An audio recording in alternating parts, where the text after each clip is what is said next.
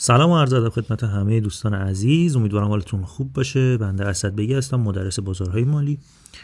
با یه آموزش دیگه در خدمتتون هستم و امیدوارم که از آموزش ها لذت ببرین و استفاده لازم رو ببرید. خیلی سوال میپرسن که فارکس، کریپتوکارنسی یا بازار سهام.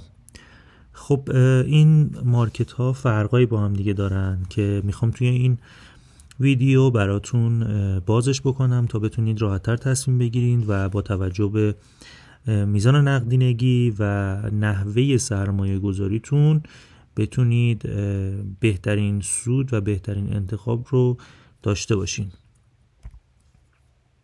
خب اگر شما تریدر هستین و میخواین که تریدهای روزانه انجام بدید، ساعتی یا دقیقه‌ای، برای ترید بازار فارکس پیشنهاد میشه، چون 100% افرادی که توی بازار فارکس هستن تریدر هستن و مثل خود شما اومدن که یک معامله رو باز بکنن و در کوتاه مدت اون معامله رو ببندن رو سودشون رو بگیرن و برن. خب اگر قصد سرمایه گذاری دارین و میخواید که پولتون در طولانی مدت رشدی داشته باشه و مداوم باشه، شما میتونید با کریپتو و بازار استوک یا سهام این کار رو انجام بدین و البته که باید تحلیل های دقیقی انجام بدین که بتونید سود خوبی رو نصیب خودتون بکنید. سرمایه گذاری توی فارکس محدود به سرمایه گذاری دقیقه‌ای، ساعتی، روزانه، هفتگی میشه. اما توی کریپتو یا سهام اگر شما سرمایه گذاری بکنید، حداقل بازه‌ای که باید صبر بکنید برای بازدهی پولتون 6 ماه هست یا 1 سال به بالا.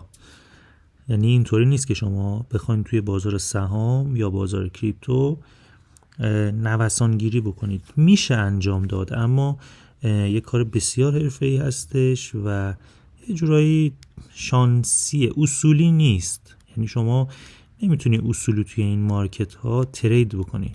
بازار ترید بازار فارکسه. اگر میخواین تریدر باشین و ترید بکنید، بازار فارکس رو انتخاب بکنید.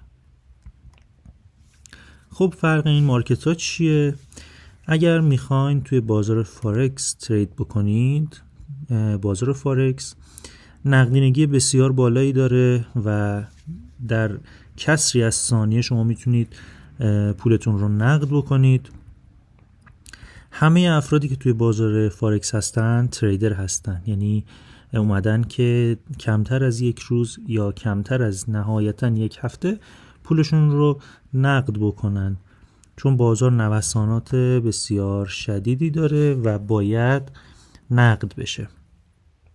از جهتی پولی که توی بازار فارکس میذارین اگر طولانی مدت یک معامله باز بمونه، ریسک بسیار بالایی داره و ممکنه حسابتون صفر بشه. پس معاملات توی بازار فارکس سریعا تعیین تکلیف میشن.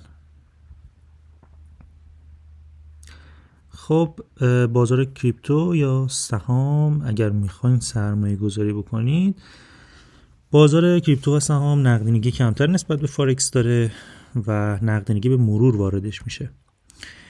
بیشتر افرادی که توی بازار کریپتو یا استوک هستند سرمایه گذار هستند و حداقل میانگین سرمایه گذاریشون 1 ماه، 6 ماه، 1 سال به بالا هست. یعنی یه پول زیادی وارد میکنن و این رو سرمایه گذاری میکنن تا 1 سال دیگه نگاش نمیکنن و میان سودشون رو برمیدارن. اما باید تحلیل های دقیقی انجام بدید که اون سودتون نسبت به تورم بیشتر باشه و در این حالتی که شما سود میکنید. خب توی بازار کریپتو و استوک با نوسانات نسبت به فارکس نوسانات منطقی تری هست و پولتون سیف تره نسبت به فارکس. یعنی اگر شما توی بازار فارکس بتونید مستر بشین و بتونید معاملات سودده انجام بدین، توی همه مارکت ها میتونید معاملات خودتون رو به بهترین شکل انجام بدین. از اینکه با آموزش‌های من همراه بودین کمال قدردانی رو دارم. لطفاً این ویدیو رو لایک کنید، سابسکرایب کنید ما رو. من یک روز در میون آموزش میذارم براتون و آموزش ها رو دنبال بکنید.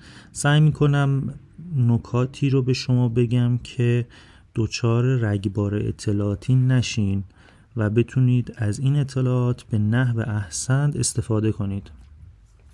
سوالاتتون رو برام کامنت کنید، من پاسخ خواهم داد و مرسی که یونیفارکس رو دنبال میکنید.